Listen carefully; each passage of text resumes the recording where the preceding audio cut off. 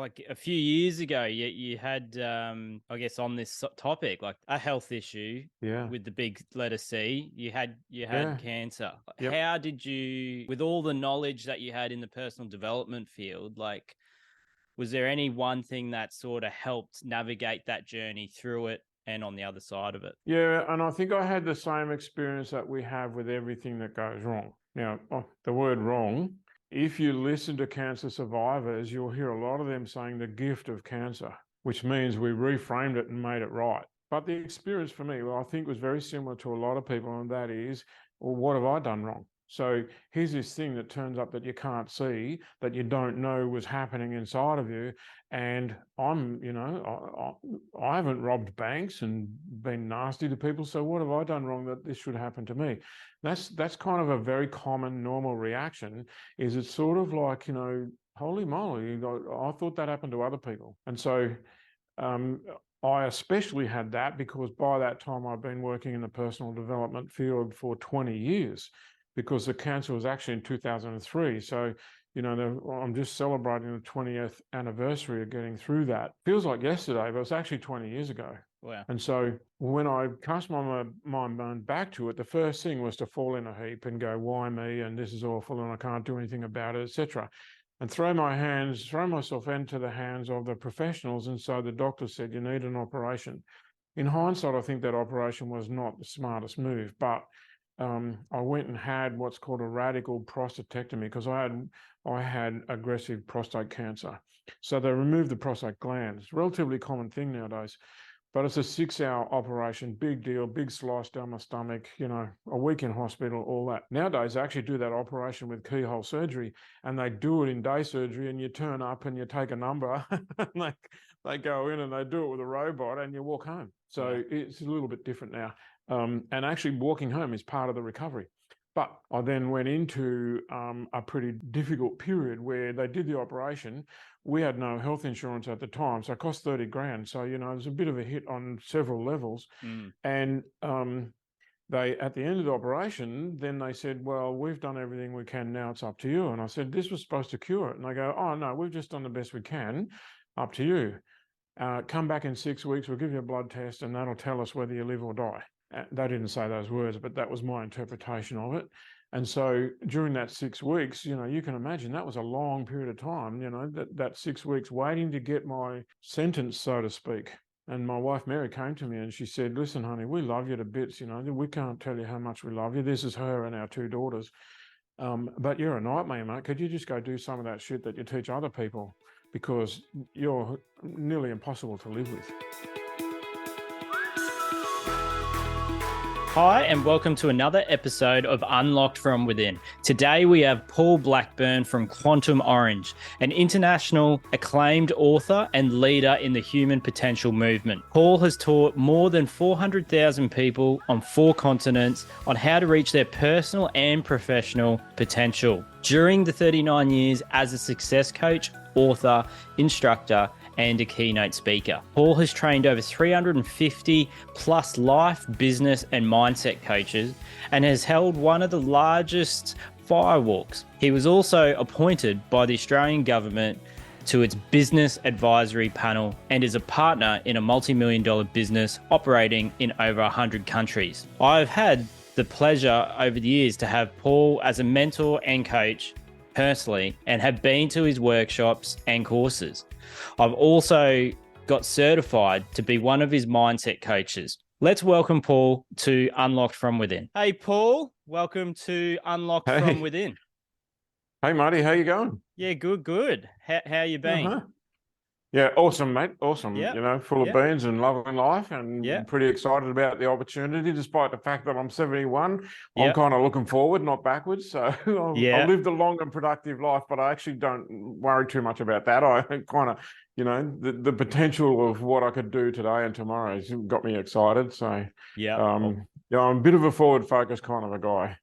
That's awesome. It's been a few years since we've caught up in person. I think, it was just before COVID hit. So it's good to catch up and have this chat that I hope it'll help a lot of other people and the people in the audience with what we had to deal with that last 2 years. And more of the uncertainty that looks like it's on the horizon. Looks like it's permanent now, mate. It's kind of Yeah. like, here's a pandemic nobody wanted, but we all had to have, and Yep. it was inevitable, and no one knew when it was going to turn up, but everybody knew it was going to turn up, and then it Mm. did, and we kind of went through that whole thing, and everybody said, won't it be great when it's over? But then the next thing just showed up, and Now we're I dealing think with we live high in interest times. rates. Yeah, high Yeah, interest rates interest and rates, cost of living, inflation. inflation, business owners can't find people to work for them. Most people who are looking for work don't like the business owners that they meet. So yeah, it's kind of artificial intelligence, you name it. There's Mm. massive change, massive, and I think that will continue. Yeah. That we should reasonably expect to that. And I'm saying to my clients, like, if you're not spending 15 to 20% of your time upgrading your knowledge and updating what it is that you're probably falling behind. Mm. 15 to 20% of your time means 1 day a week, mate. If you've got a 5 day a week job, that's kind Mm. of, a lot of people are just not going to have that time. It's not, they're already, their job is full time as it is, let alone the need to upgrade or update. So that means a lot of people are going to fall off the wagon and their skills will no longer be useful. So I don't think the changes are the problem. I think keeping up with the changes is probably the problem.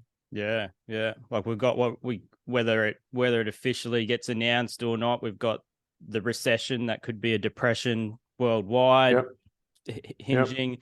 and then there's all that talk now of the AI and are you incorporating and using Chat GPT, which a lot of people are still like, what, haven't even worked out what does that mean? What's Chat It's a GPT? surprising thing to see that the fastest thing that's ever hit the planet, right? They went from nobody to 100 million users in 60 days. Nothing's ever gone that quick, right? Wow. And yet there are people who never heard of it. Yeah. And go, what It's on earth? just sinking in now, and then yeah, it's a fascinating time, all happening all at the same time. And I suppose a big problem there is we go 100 million users, that's a lot of people, but as a percentage of, what is it, 7.8 billion, maybe it's not so big. So yeah, Times. It's interesting times, and yeah, I'd like to delve into, I guess, for the audience, a bit about your upbringing and how it all started. Okay, I presume you don't want me to start with I was born at a young age. So No. Mate, born and raised in Sydney in a middle-class family, and went through high school and was middle of the class. And so nothing spectacular, either great or bad. So, the bad thing, I wasn't brilliant. The good thing is I wasn't hopeless. So I disliked being average, and but I didn't know what to do about it. So I end up training as a high school teacher, and I worked as a high school teacher in the western suburbs of Sydney for 7 years. Recognised that the brick wall at the back of my classroom was actually my horizon, and panicked. Never really liked it. Did reasonably well at it, but it never didn't float my boat. And so my wife and I, we're still married, so we've been married 47 years. So my wife and I decided that we wanted to do something entrepreneurial, something different, and so she stayed a teacher, and I went off, on the big adventure to find my way in life. By that time I was 30, so I don't know that you can say find my way in life like a teenager, but that's what it felt like. And I had 2 or 3 years of repeated failure. So everything I tried didn't work, and or I couldn't make it work. And a friend said, "Mate, you're well back then we didn't have the word, but I would have ended up what we now call depressed." And that was just 2 or 3 years of repeated failure. And so things went not well. I handled repeated failure in the way that most people do. I ate too much, I drank too much, I stayed up too late watching bullshit on the TV, and so I went nowhere, and I became less and less interested and less attractive. Nowadays we'd call that depressed, but back then we didn't have those words. And a friend said, "Go and do this course." And I said, "Why would I do that?" He said, "Well, you'll stop smoking." And I thought, well, I could save money, because the money that I don't spend on the cigarettes would pay for the program. Back then, and we're talking the very early 80s, it was $500 to get into this program when my salary had been $4,000 for the year before tax. So, big investment. Money. Big money. And so I decided, hang it, I'll go based on I might stop smoking. And of course I did stop smoking, but I came across a material that I'm still passionately involved in today.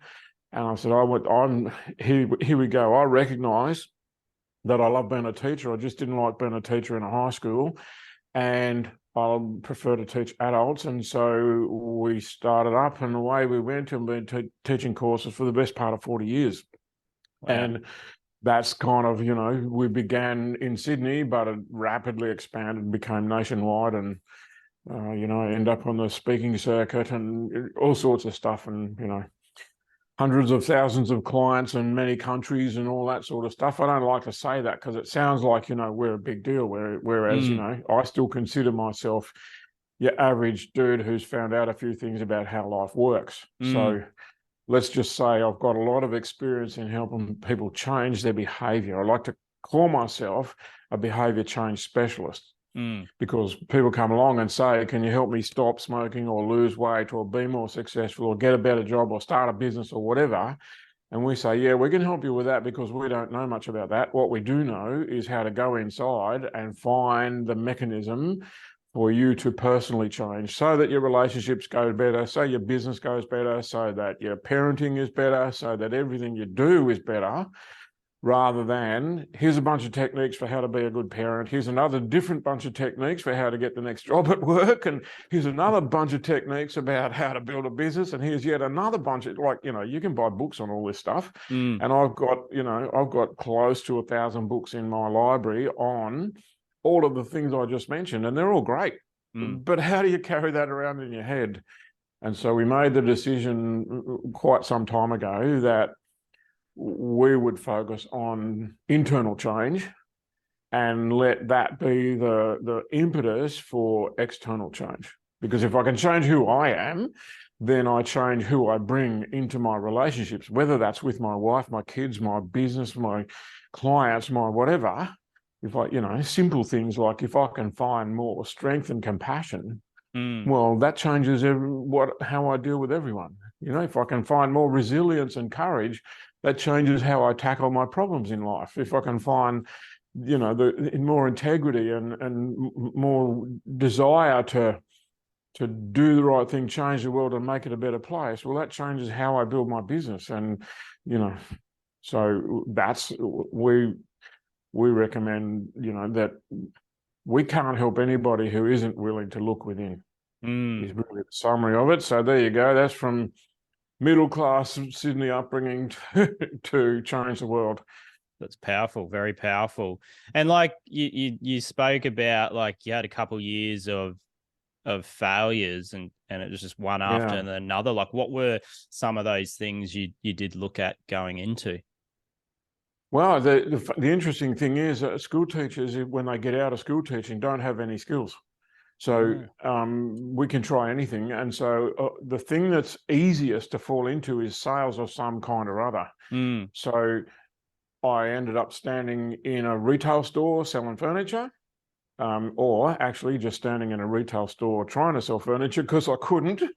So, there was 6 months of that. And then there was 6 months of trying to be a real estate agent. That didn't work. That was once again in the sales field. Then I went into installing kitchens, which was kind of a physical job that, I was a lot better at that. I'm an ex-woodwork teacher. So when I was a teacher, I was pretty hands-on with kids. And so that was the saving grace. So I could install a kitchen and I could do a renovation. Those things were not so much failures, but they weren't really a business. They were individual jobs, Someone wants a kitchen, that's good. But what about the next one? It felt like work. Well, it felt like work, and it also didn't feel like a business that had ongoing supply of, customers. It was kind of like, okay, finish that kitchen. Who wants a kitchen or a bathroom? Oh, I've got to go find that. Oh, I've got to put an ad. Spend a fortune on ads that don't work. Okay, what do we do now? Oh, so-and-so's painting their house, so I'll have a shot at that. And so it was kind of like falling my way forward all the time. Sometimes I made money And it was kind of, you would say the money was good for the job, but it was probably followed by 2 or 3 weeks where I was looking for the next job or the next opportunity or the next thing. So, I bounced from one thing to another because of what was popping up in front of me or because of what seemed like a good idea at the time. Mm. A lot of good ideas turn out to not be so good in practice. And so, at one point I was delivering newspapers, which meant sitting in the back of a ute while someone was driving down the road and I'm throwing newspapers into people's front yards. That's Yeah. great until your elbows go. Mm. It's kind of pretty cushy on sitting in a big fat chair in the back of a ute, very illegal, having a heap of fun throwing newspapers. And then I got tennis elbow because I was throwing newspapers because they're heavy. So Yeah. Yeah. it's It's kind of, like I think I'm finding it more as I'm getting older. It's like if an opportunity comes up, it's like I can go do that now, but at what cost? And do I really want to go do it? And it's sort of like, at what cost yeah, will that be? It's like I can do it. yes, That's not the issue. It's just yes, what does that mean? What else is going to come with that? That doesn't look like a yeah. perceived positive. We're constantly saying to our clients, look, the truth is you can do anything, right? We live in an age where practically, your average punter, and I don't mean to call people average, but what I'm saying is practically everybody has taught themselves how to do a whole bunch of things, like use a computer. And so we know that if we applied ourselves, we could do it. But the problem is we ask ourselves, can I do it? Instead of asking ourselves, should I do it?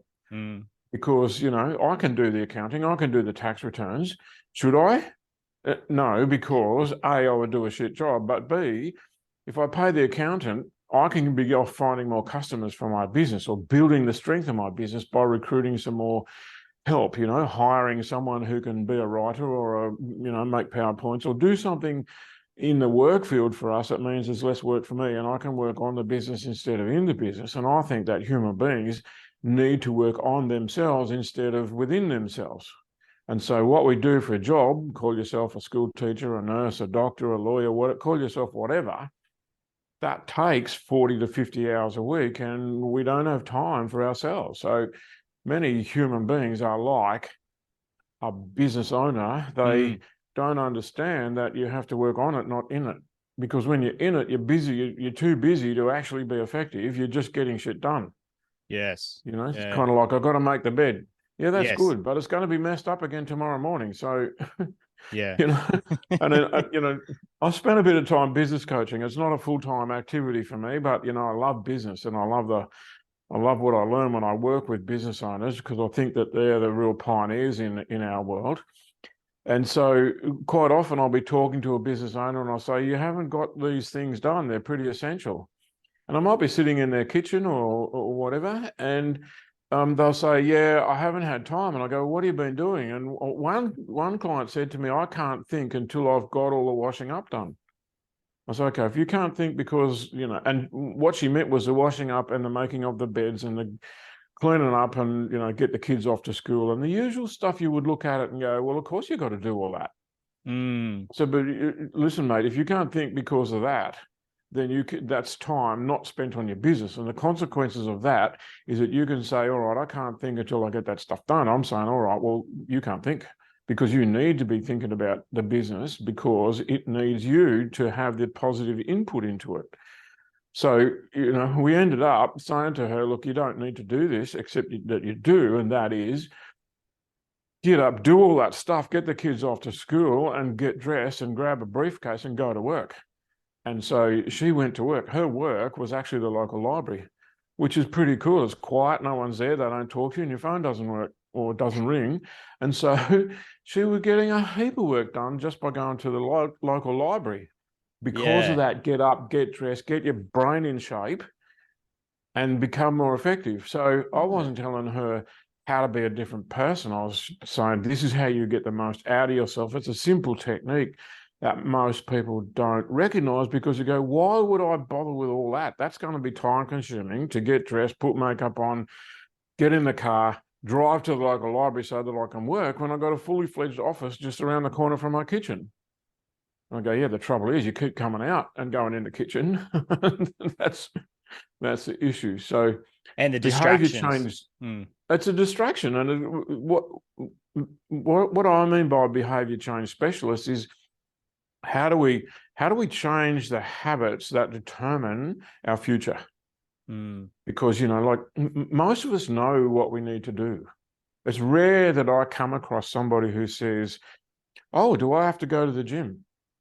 Right? Mostly I come across people who go, I know I need to go to the gym, I just ain't got time, or I just don't get there, or I go for the first 6 weeks and then somehow or other I forgot, or I can keep the chocolate in the pantry for 6 weeks, but if I open it to have one square of chocolate, I'll sit there and I'll eat the whole block of chocolate.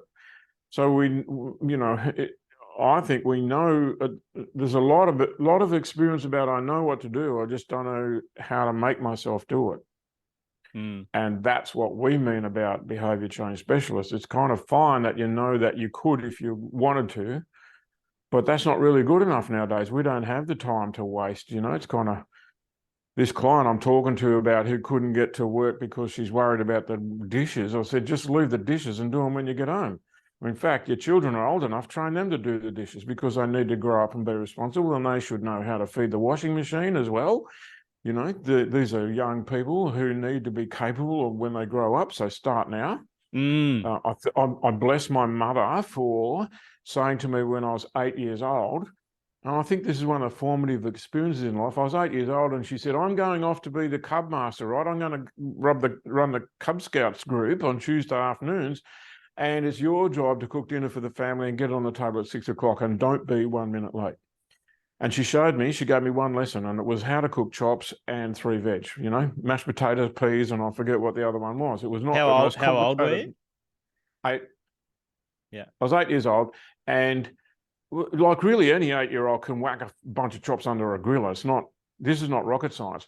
But what she taught me was that, I could be responsible and I could get something done on time, on schedule, to expectations. I'm saying the food was not great, but it was better than waiting for mum to get home and start cooking and whatever. And by that simple action, she taught me that, if you want something, you can make it happen. My mum was a working mum at a time when mothers were not. That was not common. She was the only working mum in the suburb that I was brought up in. She was busy. She had 4 kids in 6 years. So what that meant was us kids had to do stuff because otherwise it didn't get done. And it wasn't a question of do you want to, it was just you're doing this, you're doing the other, blah, blah, blah. My brother mowed the lawns and I cooked and etc. And every now and then it gets swapped around. And because we were a 2-income family at a time when that was unusual, we had a ski boat. My mum and dad saved up for a long time. We had a ski boat and I learned to water ski. And that's great. But I pissed and moaned and whinged about where's my sailing boat. And so, because that's the job of a kid, right? To whinge and moan. Yeah. And so I was doing a good job of that. And so my dad, similar to my mum, he said, okay, well, we'll build one in the garage. And so we built a sailing boat in the garage and I got to sail that along with my brother. And but the way my dad did it, and they must have planned this out, but I didn't notice. I thought I built the sailing boat and he helped.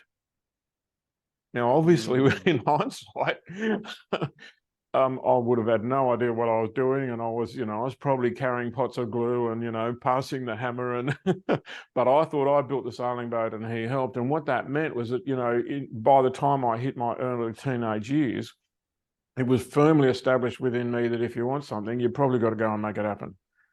And that didn't mean that I was a genius. And there was, as I said, this is well before I became a school teacher, fell out of that and fell into a series of failures. But I think somewhere deep down inside, there was a message that, there's no one coming to save me. There's no knight in white shining armor riding over the hill to save us. But you can be the equivalent for yourself. You can, if you decided to take responsibility for yourself and not blame the circumstances or the world or, the partner or the upbringing or the education or the whatever, how much you get paid in that shitty job. If you're prepared to not blame that, then what happens is that you're 100% responsible for your shitty results. But what that means is if you're responsible for them, you can do something about it. Whereas if someone else is responsible for your shitty results, you just got to wait for the world to change. And so, if you believe in luck, I think, you're just going to have to wait for the wind to change direction, mate. Get happy where you are, because you're not going to move. So, and yeah. And so, like, sorry, you go. We say, if you can successfully blame, say you can say to your partner, "You made me angry," right? It's your fault that I'm angry. That's brilliant that you can do that. Maybe you got to put up an argument to establish that. Maybe you got to be pretty tricky in an argument, but you successfully blame them for how you feel. Well, in our way of looking at the world, that means you're a victim, and victims don't get what they want. Victims get victimized. So that's just great that you could blame someone else for how you feel or the circumstances that you're in. But what it means is you're stuck.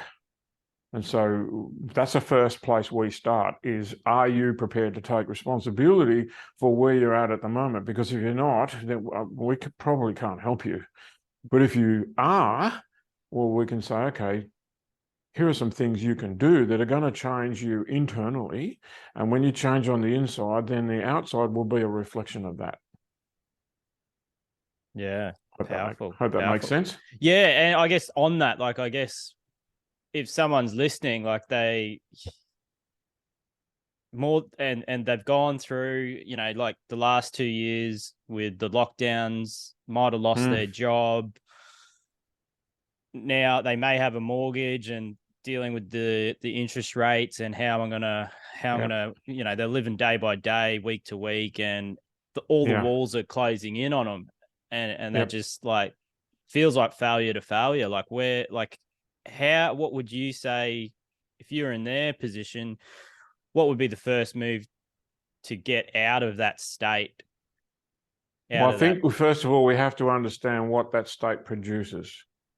So the lockdowns were probably one of the worst things that ever happened to us, not because of the political implications or the whatever, but because human beings don't do well on their own. So as a crowd animal, as a herd mentality, what we need for well-being is contact with others. So if you study people who live to be 100 or above, they all have strong networks of close relationships.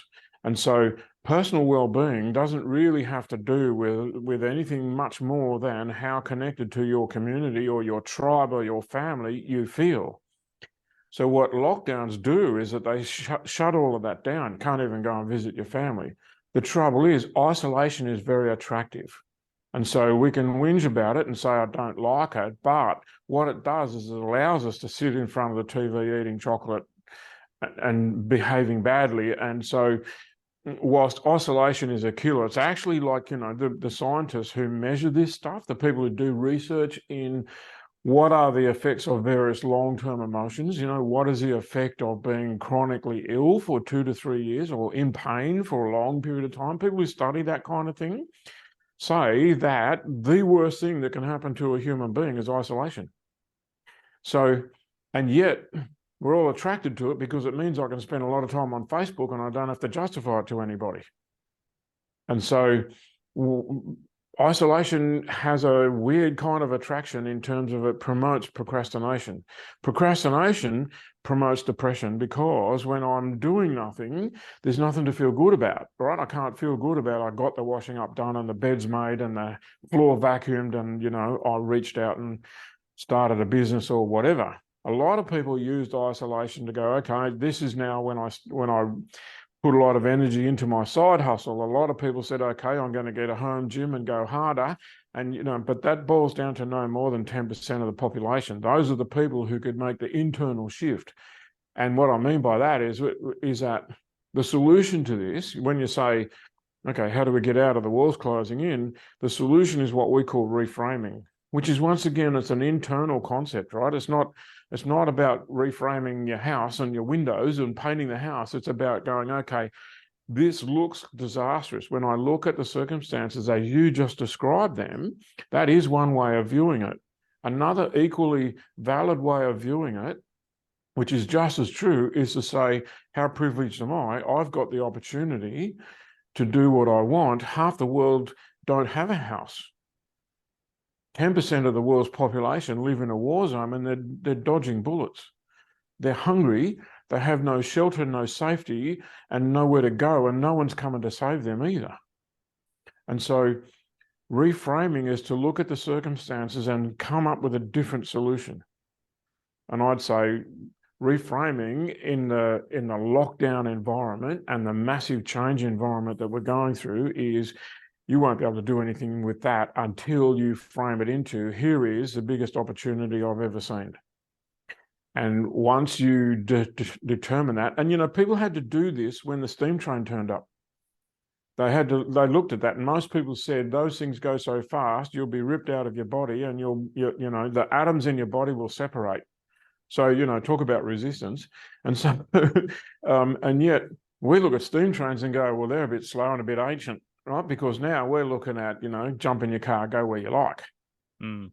When we say jump in your car and go where you like, that's because we live in a free country. I think that's another thing we need to, we forget to acknowledge that there are not, the army's not standing on every street corner with machine guns telling us where we can go and where we can't. So the very fact you wake up in the morning and you're still breathing, that's a blessing, right? That's kind of like at my age, when I wake up in the morning, I go in the bathroom and I breathe on the mirror. And if it fogs up, I go, this is going to be a great day, because a lot of people didn't wake up, they passed away in their sleep. And, I've just recently lost both my parents in the last 5 years. And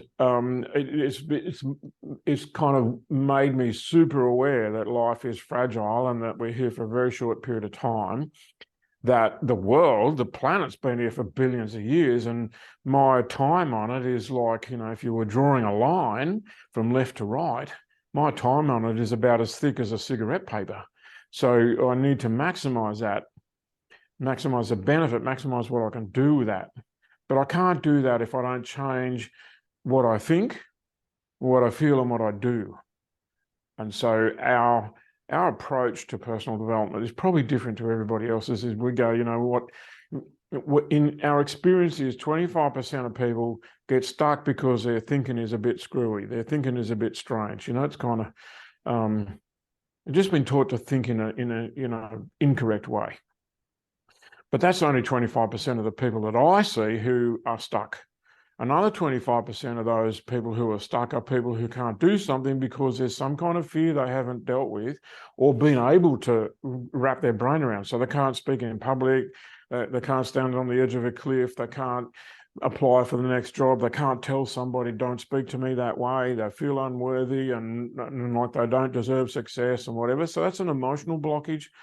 I think 25% of the people that I see fit into that category. In other words, their thinking is fine, but their feeling says you just can't do that, which blocks them. But 50% of the population fit in the category of I know what to do and I'm actually capable of doing it, I just can't make myself do it. And the illustration of that is knowing that you need to go to the gym but not getting there, knowing that you need to change your diet but never arriving really at the target weight. The whole, oh yeah, I'm across it all, I know it. We say knowledge is kind of like not much use. You can know a lot of stuff. Like I said, I've got 1,000 books on the shelves. I know a lot of stuff, but how much do I use? How much of it translates into my day-to-day activity? Because the results I produce in my day have got more to do with what I do than what I'm thinking and feeling while I'm doing it. And so if I have a go at something, and I'm thinking and feeling that I'm an imposter and I've never been successful at this, and what makes me think that I could do this, but I'm having a go at it, well, maybe customers are buying my product and I'm actually succeeding. So it's very possible to succeed whilst feeling like you're a failure and you're not getting anywhere. And in fact, my own personal experience is that somebody said to me, hey, we've got a crowd of 200 people. Can you go talk to them? I thought, I really panicked. I had never been in front of a crowd at that point. I was entitled to feel panicky about whatever. And I declined the opportunity. I said, no, I'm not ready. Let so-and-so do it. And I'm the understudy. And that went on for a long time. And I realized I was kind of stuck. I was the understudy, but I was never going to be ready because I was waiting to feel confident. And confidence was not turning up. Anyway, one day the head guy rang me and said, I'm in the toilet throwing up. You're going to have to give the talk. And that was minutes before the talk started. And the Wow. crowd of 200 was in the room ready to rock and roll. And they go, you're it. And I go, I haven't even got time to get changed. So, my very first public big deal in front of 200 people, mate, I was wearing tracksuit pants and, a t-shirt. I was supposed to go on in a suit and tie. and I said, so-and-so's crook, so I'm going to tell you what he was going to say. And I got his PowerPoint and I said, Fred would now say blah, blah, blah, blah, blah. And then he would go on to this. And I kind of did the whole thing in terms of, I'm not giving you the talk, I'm telling you what he would say. Anyway, the thing went off, and because the talk itself was good. So I was petrified, but I was giving a talk that someone else had designed and was practiced at. And I was supposed to be good at it, but I hadn't had any whatever. And so the talk worked a treat. And, of course, they said, we want you back and you're on the circuit now. And, spent many years, like, we're talking a decade on the speaking circuit, talking to 500 people every weekend. Yeah, well, about what we do. That's how I found you. I think that was 2013. I think and I wasn't looking for you. I wasn't looking for your services. I was there. I didn't know. I was just at that point in time. It was my wife's mother went to the event a couple of years earlier, and she said, "Oh, mate," she could see how frustrated I was in the work I was doing, which was the commercial industrial real estate at the time. And she said, just go down to the event and just see what you think and see what comes from it. So I just came with an open mind and took my wife, and we both went, and then we saw you on stage there, and yeah, the rest is history now. It's an interesting thing, it's in those days I was known as a mindset guy. Now I'd rather be known as the behavior change specialist, but it was kind of like called mindset because of about how you think. And they used to put me on at the very end. So all the other speakers would go on and they'd be spruiking something. You can be a property developer or a renovator, or you can trade stocks and shares, or you can do this. And it was all kind of like opportunity orientated, and all those people would get up and talk and then sell their product, which was how to do what it was that they were talking about. And they'd put me on the end and they'd say, all of that's fine, but unless you have the right mindset, you can't make any of that work. Well, that was just an invitation to kind of go along and say, okay, this guy's got the key. And away we went. And that worked really well. And I think that's because our culture has moved. In the 40 years that I've been teaching people about how to be a better version of themselves, there's been a massive movement from show me how to get the things I want, like a house, a car, and a boat, and into show me how to be the person I respect and admire and look up to. Show me how to live successfully. Show me, when I first started, if I said, this is actually what we're talking about is actually a spiritual concept. It's about your inner self and finding inner peace and happiness and peace and love and joy and radiating that out. If I'd said that in the first 5 years I was teaching, I would have emptied the room. Yeah. Nowadays, if I don't say that in the first 10 minutes, then that would empty the room. In other words, amazing, yeah. It's a massive shift from give me, I want, to I need to become. Yeah. I want to be, people nowadays, they haven't let go of, I want to be successful. And I think that's very healthy. I think, part of this, what I call reframing, is to recognize you've got one life, but you've got it. You are one of the very few people on the planet who has the opportunity to do what you want and make what you want of your life. And we need to grab that opportunity and run with it. We just need to understand that that opportunity is not only rare, but it takes specialist skills, because to become who you want means going within, not learning how to be a doctor or a lawyer or whatever. No matter what profession you look at, you'll find a spread of people from the unhappy ones to the happy ones and everyone in between, because it's not the depression. Not the profession that makes people happy. Some people, as I was a school teacher, and There were some school teachers who were, ecstatically happy being teachers, and they found their groove. They were doing what they did to do. They knew they were contributing to the future. They were educating young minds. They just loved it. At the other end of the scale were people who hated being locked up in rooms for 40 minutes at a time and being told what to do and how to do it. And there's everybody in between. And so, for whatever reasons, I found that teaching wasn't going to do it for me. I knew by example, I didn't want to become like those bitter and twisted people who are locked up in a profession where the golden handcuffs are on and they stayed there because they had a mortgage. I wanted to be the one who go, okay, let's do something about this. And that means I can't see this working for me long term. There's never going to be a time when this works. So do I jump now or do I jump in 10 years when the golden handcuffs have got a bigger grip on me? And I saw in front of me many 60-year-old teachers who are bitter and twisted and angry about a wasted life. And I thought, thank you for demonstrating that to me by your existence. They weren't going around giving that as lessons, right? No. I just saw these grey faces, these depressed looking people. I thought, I've got to get out of here. I don't know where I'm going.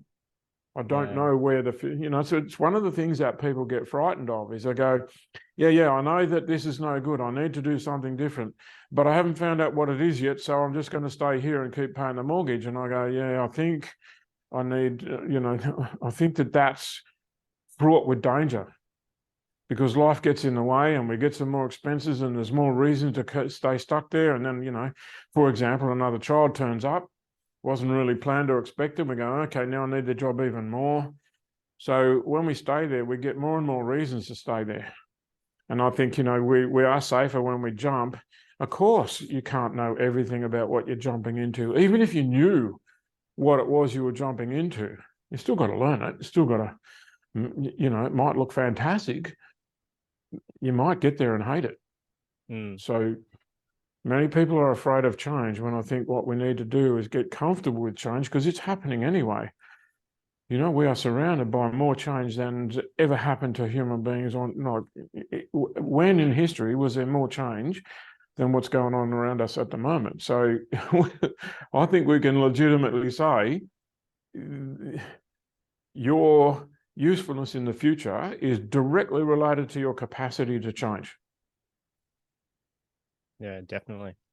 That's not a new thing, like there's no wooden boat builders anymore because we found ways to make boats out of fiberglass and metal and all sorts of other things. So many professions have moved on. There's no stenographers anymore. There's no girls with a pad and pen writing down what some dude says and typing it up because the dude can just talk straight to the computer and it converts text to speech to text and off it goes. So many careers have gone by the wayside. We tend to whinge and moan about that at the time, but then get used to it. And I'm suggesting that's probably good enough for what's gone on in the past. But now that change is accelerating, we've got to handle a lot quickly. We need to be proactive when it comes to change because it sure is happening, mate. At a faster and faster pace. Yes, exponential. And so, say someone's listening to this and they're like, all right, I want to burn the boats and burn the bridges and quit my job and I've got a mortgage and kids and car loans and all this. What would be the safest way, lowest risk way if they are thinking about it and they've got a partner so they don't both burn the bridges and then both do a bit of a version I did a few years ago and it actually went sideways and I had to go back and go get a job and go down that route. Well, I'm not sure that what you're describing is actually a bad thing because when you go sideways, go back, get a job, get some more money, you're actually still in the learning process and learning what you need to learn to be able to make a more full-time jump. So I would say that the riskiest thing is to not have a plan. So whatever your plan is, whether that's burn the bridges and jump or whether it's actually save up a bit of money so that you've got some kind of safety net or whether you take out a loan or whether you sell the house and get the cash and use that or whatever, all of those are plans that people kind of, you'll find someone to bag every one of those plans. But the plan that's got the best chance of working is the one that you come up with. And you and your partner get together and talk about what you're capable of and what you think you can handle, and then go and enact a plan, understanding that any plan is going to meet resistance, right? Having a plan doesn't mean it's going to work. General MacArthur said, rarely do plans survive contact with the enemy, because the enemy's got their idea of what's going to happen as well. So adaptability and changing on the fly is actually the key skill there. The plan will get torn to shreds because of wanting to enact it. We say that when you set a goal for yourself, when you start to take action towards a goal, you are automatically creating or inviting difficulty and challenges. Because if you're just going to sit there and do nothing, it's pretty easy. It's when you're out there trying to build something from scratch, or to get something that's not working and turn it into something that is working, then you're inviting challenge, you're inviting difficulty. You're saying, okay, come to me and we'll grapple with you. And it's like wrestling an alligator. There's no sign you're going to win until the alligator's submitted, right? So, business and marriage and parenting is like that. Like, when is it ever over? When do you actually declare that you've won? Because it's kind of like, no, we're just sort of learning as we go and getting better at it, regretting our mistakes, but understanding you can't go back and change it. So the worst thing to do is to not formulate the plan.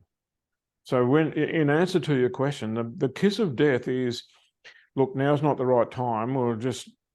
We've got to get through this bit. We've got a child who's sick, or we've got, my mum is getting old and we're sucking up a lot of time looking after her, or we just got to get a bit more paid off the house, or we've got to get over there's a big project at work and it's sucking up a lot of time. And when I hear people say now's not the right time, I go, what you don't realize is it's never going to be that, because when is the right time to start a business? When is the right time to get married? When is the right time to have kids? There's no such answer. There's just, you do it whenever you can, or whatever, and circumstances sometimes dictate that. Mary and I were married for 12 years before we had a pregnancy that stuck. And so we had lots of pregnancies that didn't work. So a lot of that's kind of like, you just deal with what you got. So we became parents later in life. Where I was 36 when our first child was born. So was Mary, 36 years old. That was, at the time, that was a bit older than the average. That doesn't mean we weren't trying. That doesn't mean we hadn't planned it for 10 years before that. So you need the goal, and you need the plan, and you need the whatever, but understand the goal might shift and the plan might have to change depending on what develops under those circumstances. That's why I say adaptability and changeability is actually your highest level skill, because if you can do something now and you're really good at it, that's great, but it's probably going to become redundant. Therefore, when we hire people now, I don't hire people for the skills they have. I hire them based on how many things they've changed from. And if they've got a litany of jobs and they're all vastly different and they went from one thing to another, I'm probably going to hire that person, because at least they know how to change from one thing to another and adapt and learn and change what it is that they're delivering as a consequence of the needs that they see or are perceived. Someone with a university degree, I wouldn't hire them for the knowledge they have, because most university degrees have got a half-life of their own training period. So, my physiotherapist says that he's doing a 6-year course, and they've told him already that by the time he finishes, half of what he's learnt will be redundant. That's before he gets into practice. So his usefulness as a physiotherapist is going to be not what he learnt at university, but what he will continue to learn on the job and from further training as he goes on. And I think that's true for everyone. So what that means is we need to embrace the concept that probably my number one skill is not what I learnt at university or college or whatever. That's going to become redundant. But what I can learn, and predominantly teach myself, because the institutions that are traditional learning places taking too long. So if you look at artificial intelligence, I've been studying that for as long as it's been around, because I'm fascinated by the whole idea that a machine could do something for me. And I've learnt most of that from YouTube. I Mm. haven't bothered to go to, like the TAFEs and the universities and the schools, they haven't got the courses together yet. When they do, they'll be based on material that has changed. Because, last week, there were over 100 separate pieces of artificial intelligence released onto the market, most of them free to use. Right now, 100 pieces of artificial intelligence, something that can analyze a YouTube video that you made, pull out the key 1 minute, turn it into a reel, and show you, make it so you can stick it up on Facebook, and you can just sit there and have a cup of coffee watching it do it. In fact, you won't get the cup of coffee drunk because it does it so fast. Mm. But how long does it take to understand A, that's around, B, what you could use it for, and C, figure out where it fits in your plans? You've actually got to go for a walk on the beach, do some thinking. So we're big fans of deep thinking. But deep thinking, that means you've got to carve the time out for it. We need space in our brain to do that. So carve the space out for that. People who are busy already, they don't get to do that. How do you track 100 pieces of useful stuff per week? Well, you don't if you don't have the time. I've been chewing up enormous number of hours watching YouTube videos on this kind of AI or that kind of AI, text to speech or speech to text, or how to clone your voice, how to get ChatGPT to write you an essay and then get an avatar to say it for you and then plug it all up and all that sort of stuff. It's kind of like phenomenal stuff. It's in its infancy. It's going to get a whole lot better, but we have to stay up to speed with that. That takes time.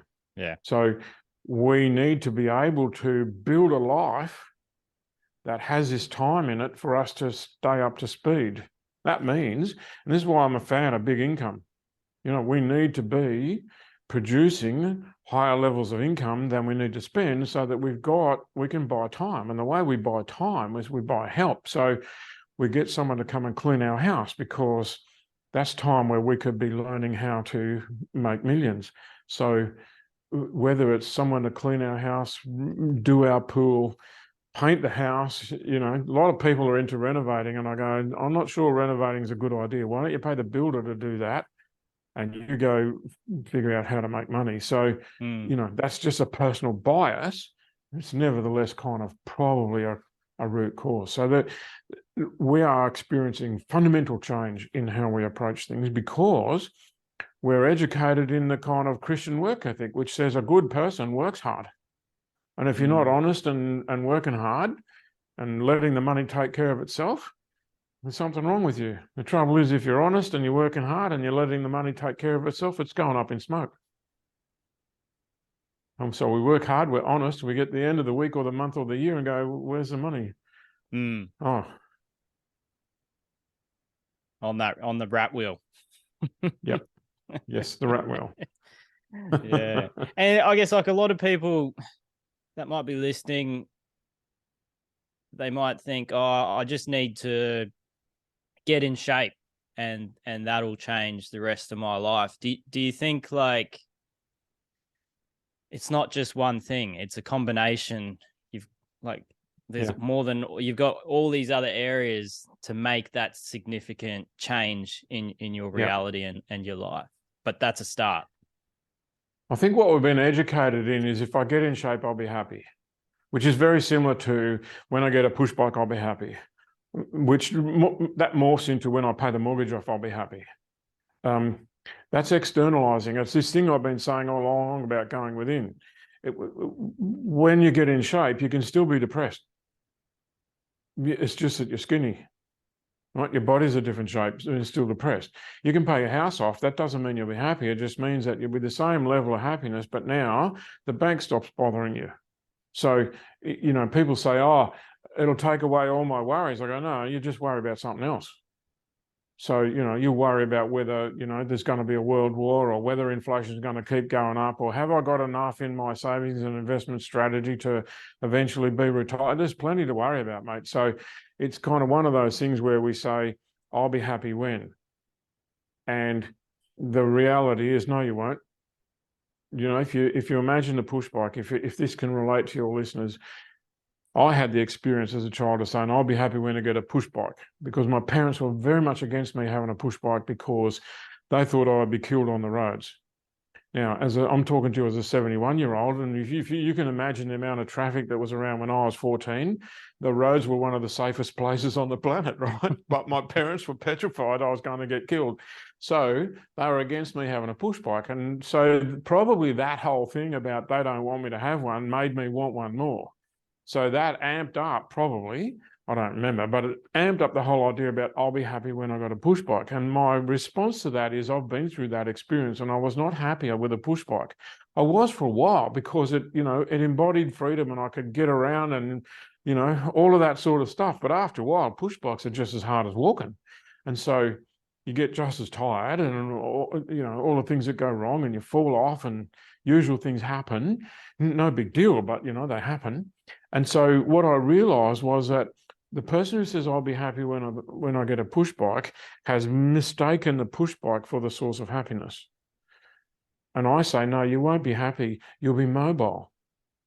And if you're miserable, a push bike enables you to spread the misery into more suburbs. You'll affect more people with your misery. Yeah. You'd be better off without the push bike because your misery would be contained within your house. So the push bike is kind of like the external that is supposed that we say nothing on the outside will ever change anything on the inside. But what's on the inside is going to change everything that's on the outside. Don't know if I answered the question. Not even sure what the question was now. Yeah, no, I get that. Yeah, definitely. And with like a few years ago, you had I guess on this topic, like a health issue with the big letter C. You had cancer. Yep. How did you, with all the knowledge that you had in the personal development field, like, was there any one thing that sort of helped navigate that journey through it and on the other side of it? Yeah, and I think I had the same experience that we have with everything that goes wrong. Now, the word wrong, if you listen to cancer survivors, you'll hear a lot of them saying the gift of cancer, which means we reframed it and made it right. But the experience for me, I think was very similar to a lot of people, and that is, well, what have I done wrong? So here's this thing that turns up that you can't see, that you don't know was happening inside of you. And I haven't robbed banks and been nasty to people. So what have I done wrong that this should happen to me?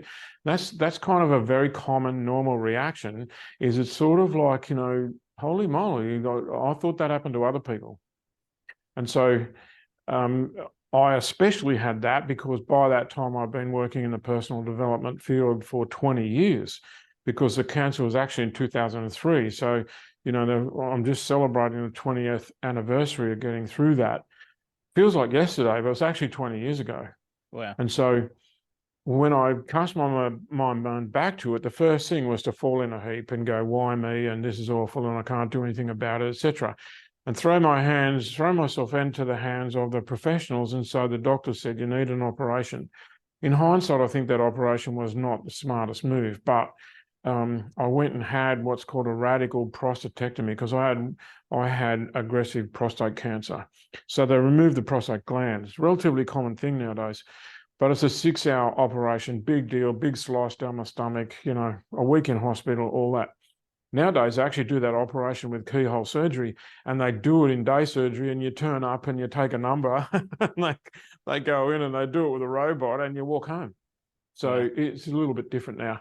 And actually, walking home is part of the recovery. But I then went into a pretty deep, difficult period where they did the operation. We had no health insurance at the time, so it cost 30 grand. So, it was a bit of a hit on several levels. And they, at the end of the operation, then they said, well, we've done everything we can, now it's up to you. And I said, this was supposed to cure it. And they go, oh, no, we've just done the best we can, up to you. Come back in 6 weeks, we'll give you a blood test and that'll tell us whether you live or die. They didn't say those words, but that was my interpretation of it. And so during that 6 weeks, you know, you can imagine that was a long period of time, you know, that 6 weeks waiting to get my sentence, so to speak. And my wife, Mary, came to me and she said, listen, honey, we love you to bits, you know, we can't tell you how much we love you. This is her and our 2 daughters. But you're a nightmare, mate. Could you just go do some of that shit that you teach other people? Because you're nearly impossible to live with. And in hindsight, I can say I was impossible to live with. So she said, could you go and do some of that stuff you teach everybody else? Because I actually did have a bit of a track record of working with people who were terminally ill. A lot of work in that field, which was more of a shock to me, or it added to the shock. Anyway, I realized I needed to go within and actually face my demons. And so we lived in the country. We had 250 acres. I grabbed the dog and went for a walk and started a fire and boiled the billy and talked to the dog. And I think a dog is a good person to talk to when you've got to have a deep and meaningful. And so I had about 100 cups of tea and realized I needed to just actually deal with the facts. And so I had a pen and paper. I drew a line down the middle and I said to myself, what are you going to do if they say you've got 3 years? Because that was the estimate they had at the time. If they say in 3 years you're out, what are you going to do? And I came to the conclusion that I would meditate as much as I can to develop inner strength to deal with what was probably going to be pretty ugly. I also came to the conclusion as number 2 that I'd go to the gym as much as I could, and I'd focus on weights in particular to build physical strength so that I could fight the good fight, or have a lot of, you know, be in best condition for fighting. And the other logical and probably number 1 was spend as much time with Mary and the girls as I possibly could, because there's a limited time. And the caveat on that, the proviso on that was, if I'm only going to live, and my daughters were teenagers at the time, what do I want their memories of me to be like? And what I wanted was for my daughters to have that last 3 years of me being cheerful, bright, happy, appreciating life, creating fun, and we all laugh a lot. And I realized that meant that I would have to create fun adventures and excitement. You know, we're not overly wealthy, so that's not a matter of buying ourselves trips away. It's kind of like, you know, how do we have fun at home? And so I came to that conclusion. I can't tell you the relief that I got when I saw the plan, when I saw, okay, meditate like crazy, go to the gym as much as you can, spend time with the kids and have fun. I thought, I can do that. You know, that might be difficult, but I can fit it in. And so I was enormously relieved that I knew what to do. In essence, I guess what I'm saying is that there was the plan that we mentioned a little while back.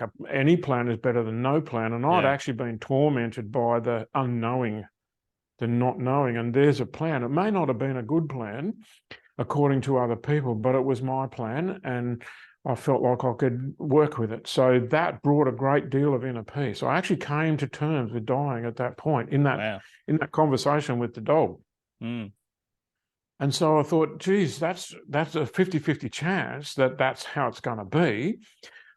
But the other side of the page is blank. What am I going to do if I live? What am I going to do if they say you're clean, you've got no cancer? And of course, what came up was meditate, go to the gym, make your life fun and exciting. And I thought, shit, could it come to this conclusion when I was 20, 30, 40? In other words, it's not just I could have come to that conclusion 6 weeks ago when I had the operation. I could have come to that conclusion in my 20s when I left teaching, or when I was in my depression. I could have come to that conclusion anytime. And that's why I say the value of a plan is not the plan itself, because it might be a crap plan. The value of a plan is the fact that it exists, because when the plan stops work or doesn't work, you can adjust it. But if you've got nothing to adjust, you're empty-handed.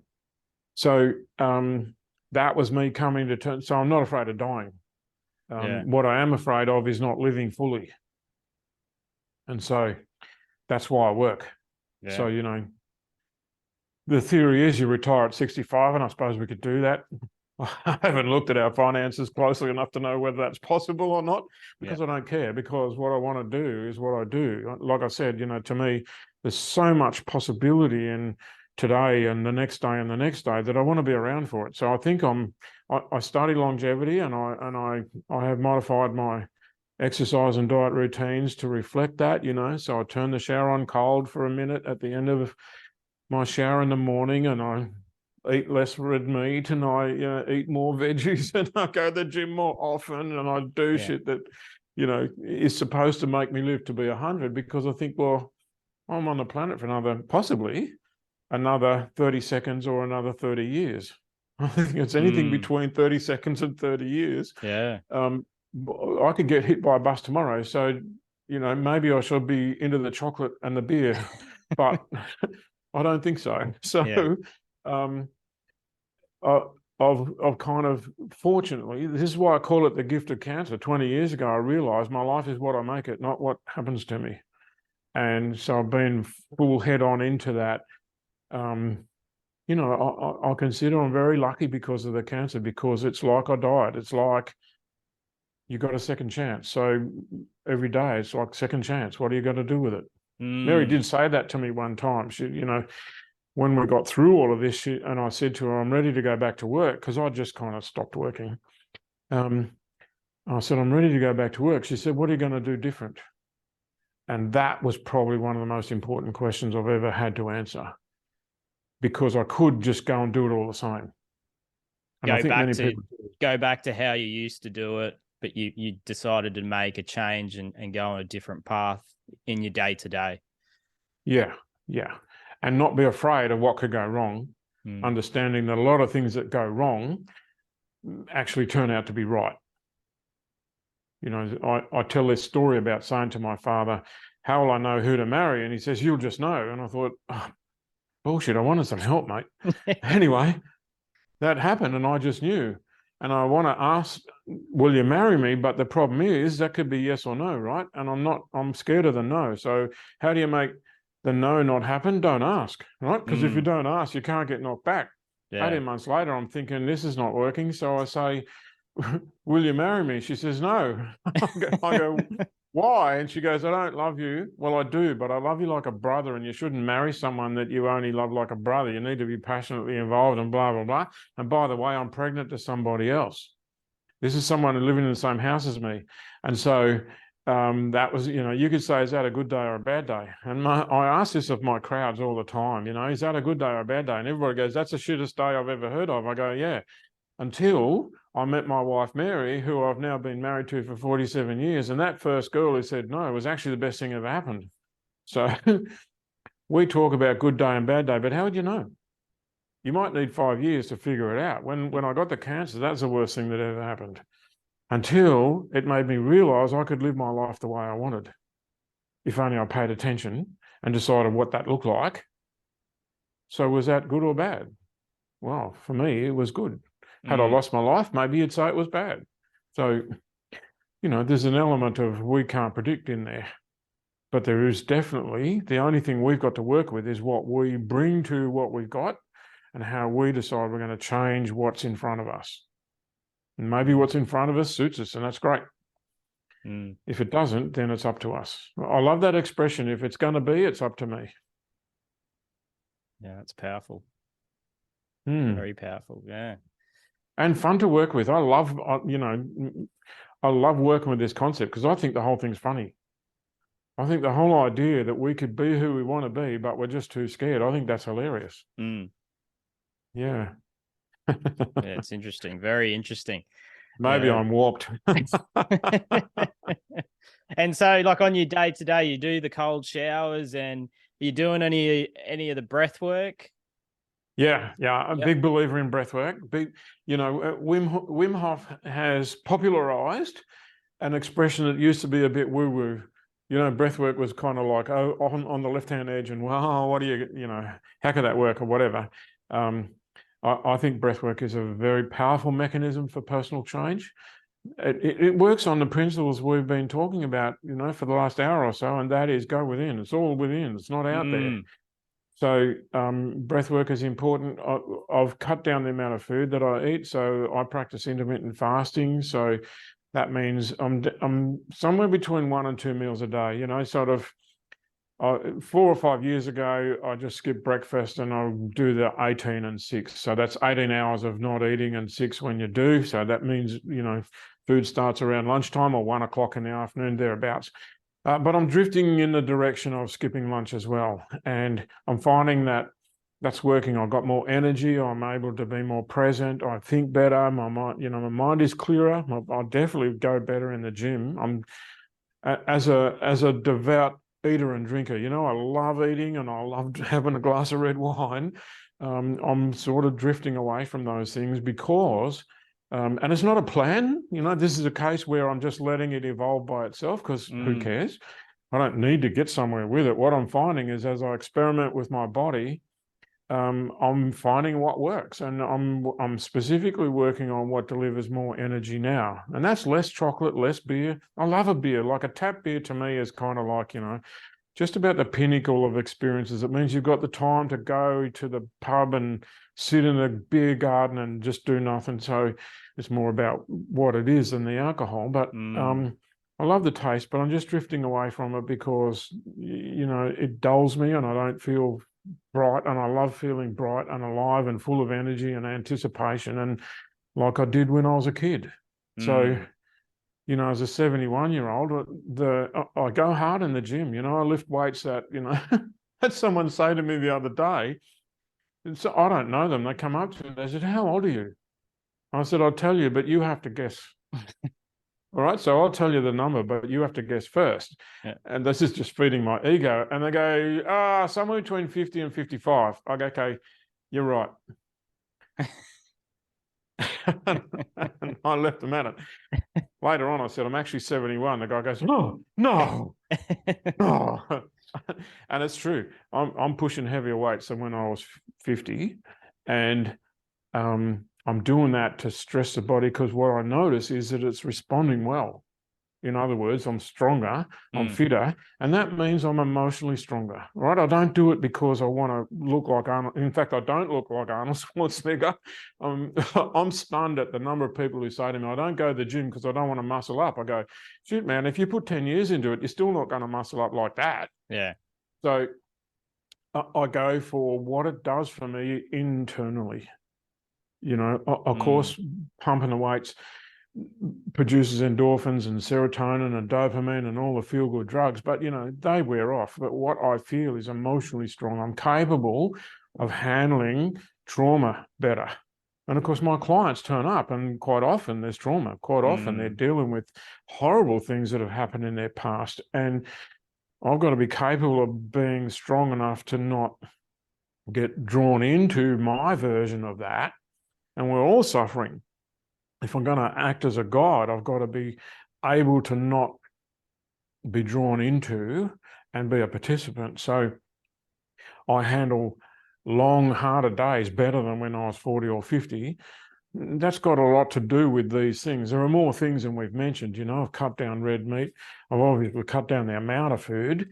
I've gone in the direction of fresh, pure and natural. And if I didn't cook it or my wife didn't cook it, I'm not touching it, mate. If it comes out of a packet, forget it. So, and I grow what I can as well. Once again, that's time consuming. That means you've got to get other stuff organized. Spend time in the veggie patch, then that's time that's not somewhere else. So once again, these things have implications about time and being organized and pushing the envelope in terms of what you want. So I'm out of bed at 5 or 5:30 in the morning because I can be by myself until about 9. I organize my day so that there's no clients and no whatever. And the reason behind that is I need 3 to 4 hours by myself to get my shit together to be there as good as I can be. And so I'm meditating and I'm reading and I'm, all of the things that lift my spirit happen while everyone else is asleep. It means I go to bed early because, there's no getting out of bed at 5 unless I'm in bed at 9 o'clock at latest. That's a discipline, it's kind of these things echo, it's kind of like I want to get up early. Okay, good. That probably means you've got to go to bed early. That means you've got to stop watching shit on the TV. It also means you've got to eat a bit earlier because you don't want to go to bed in a full stomach. So there are ramifications. Simple decisions create these echoes, but I reckon they're worth dealing with. So I end up love of my life. I literally live in the dream. We live on the water. We've got a little boat, and we get out in the boat, take their grandkids, play with them when they come and visit. And we're in that fortunate position where I'm able to act young enough that the grandkids want to hang out with us. So we take them to the pool and throw them from one person to the other. And fortunately, I'm strong enough to throw them. Throwing a 6-year-old, probably not that difficult, but I want to maintain the strength so I can keep it up for a while. So I'm a big fan of fun activities that are not being done for any other reason except they're fun. I watch comedy, but not much other TV. Because maybe you'll become one of those people that are triggered and reactive and angry if you watch the news. Yeah. With the stuff that's on there. Yeah. It's too much of it, I should say. Yeah. I like to keep up with what's going on, but I'd rather choose it for myself via YouTube or any of the other things that just feed it to you so I can take it or leave it. I've realized that I'm a sucker for being drawn into the YouTube vortex. So I'm kind of pretty strict about when I look at it and how I look at it. We also use it as a business tool. So, we do a lot of promotional work via social media. So I need to have a sense of it, but I'm wary that it's a double-edged sword and that, I can get drawn into that bottomless pit very easily. That means some discipline around that. Yes. Yeah. I'm okay with discipline. I'm old enough to feel like discipline is actually what gives me freedom. I used to think discipline was other people telling me what to do. Now I understand my habits give me freedom. We can go where we want. We can do what we want. We can feel how we want. We can talk to who we want. All of that's because of these disciplines. Getting those things in place means making them habitual. Building new habits is not the easiest thing. And that's really what we teach people, is how to build habits that are supportive so that you're permanently supported. If I can't teach people how to make it habitual, then that means they have to keep their mind on it all the time. That means they have to have a big sign in their house saying, go to the gym. By the time you put up all the signs you need, the house is full of signs. Yeah. I found a good one for me, because I don't really like running, but I like the high after the running or while I'm running. It's just that part of putting the runners on and going is the part I don't really like. And so the way I reframe it was, once I got my daughter, the daughter had our first child, my daughter, I was like, I need more energy for this for my daughter. So I'm going to go for a run. And the thing that I did was, instead of it, like how I reframed it was, I was like, oh, I'm going for a run because it's going to give me more energy. And then I stacked it with, what else can I do while I'm running that I enjoy doing? So it's like, I like listening to podcasts, so I can have a podcast. And then the next thing, I was like, after the run, the reward was I'll go for a swim in the ocean while it's cold, if it's in winter or whatnot. And I found that that was just that's enough for me to do it. Yes. I think you got to find your reason to get you through the difficult period.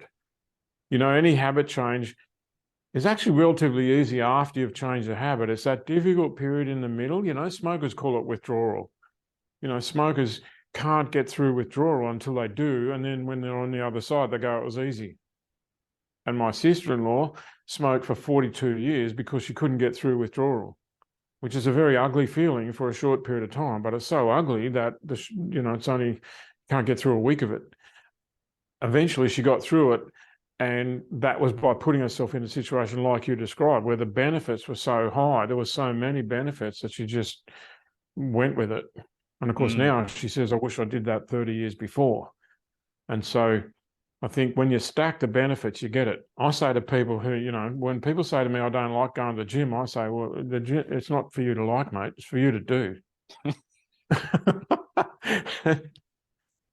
The alternative is you go back to our heritage, which is, 60,000 years ago, we were all walking around in the jungle looking for food. That means you're walking all day. So, okay, if you don't like going to the gym, that's okay. You don't have to go to the gym. Just walk all day. If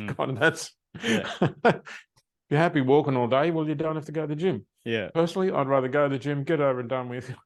Yeah. But, lots of people go to the gym because of the privacy and the, get their podcast going or their music or whatever. For many people, the only time in their day when they get to listen to their favorite music is when they're at the gym. Well, why wouldn't you go for that? Like if you go to a concert, why wouldn't you have a concert in your ears while you're at the gym? Like to me, it's kind of, yeah, very interesting. And one last thing, I think the biggest thing, I think we touched on it, was the breath work. Like I remember doing, I think it was about 2015 when I was getting signed off with your coaching. We did a breath work session. I think it was a 3-day, it could have been 4 days, and it was such a profound thing for me at the time. Like I remember, all the things you'd say, if there was one thing you could give someone out of all the content that you had, is just incorporate meditation daily. And that stuck with me, and I'd do it, but it was more like a chore. And then once we did the breath work, it sort of like locked me in, where I really love doing the breath work on a day-to-day, but then it's done a full circle where now I incorporate meditation and enjoy meditation. It's sort of gotten me to a deeper self within me. Yeah, because I think that they multiply their effect on each other.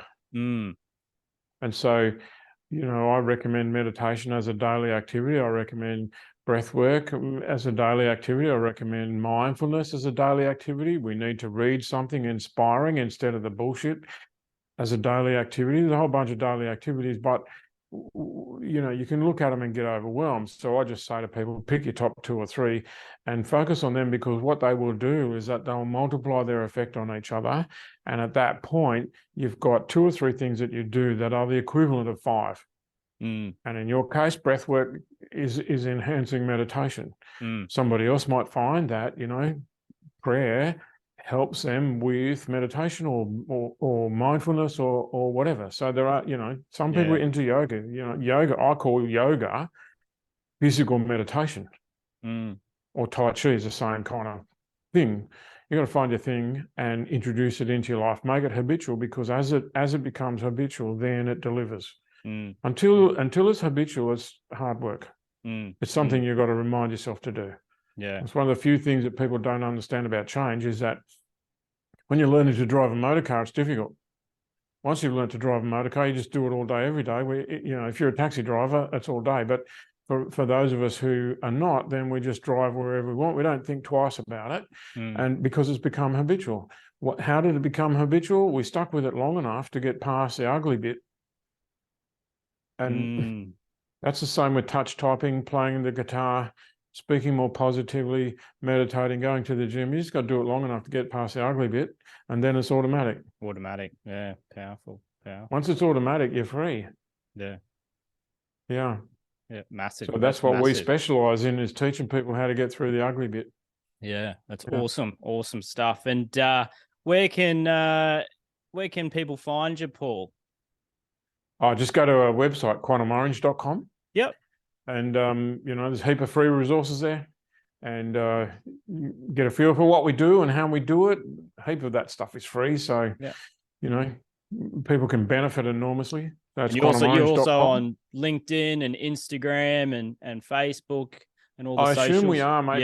Yeah. I see you on there. So. Okay, cool. I don't do that, which is why I say I assume we are. Yeah. LinkedIn, Facebook, Instagram, YouTube. Yeah, awesome. Yeah, like I said, I had a dabble on the updated Quantum Orange website, and there was a great free tools on there. Like one of them I did was I think there was a free tool on self-sabotage, if whether you're aware or conscious you've got the self-sabotage. I think it's a great tool to go check out. Yeah, and things like, unlocking the confidence code and, developing resilience. And there's a whole bunch of stuff in there that, and we do that so that people can get a sense of, just how good they could be. Yeah, awesome. Well, again, thanks for your time and value today, Paul. Pleasure, mate. It's been an honor to be able to have you on and hear your story. Same here, mate. Thank you for having me, and good luck to everyone. Thanks again, Paul. Pleasure, mate. Thank you for listening or watching another episode of Unlocked from Within. If you enjoyed this episode, please like, subscribe, and share the episode with someone you think it may help. If you'd like to learn more about Paul Blackburn, you can find him at his website, quantumorange.com, LinkedIn, Instagram, Facebook, and also YouTube. Again, thanks again for your time. Have a great day.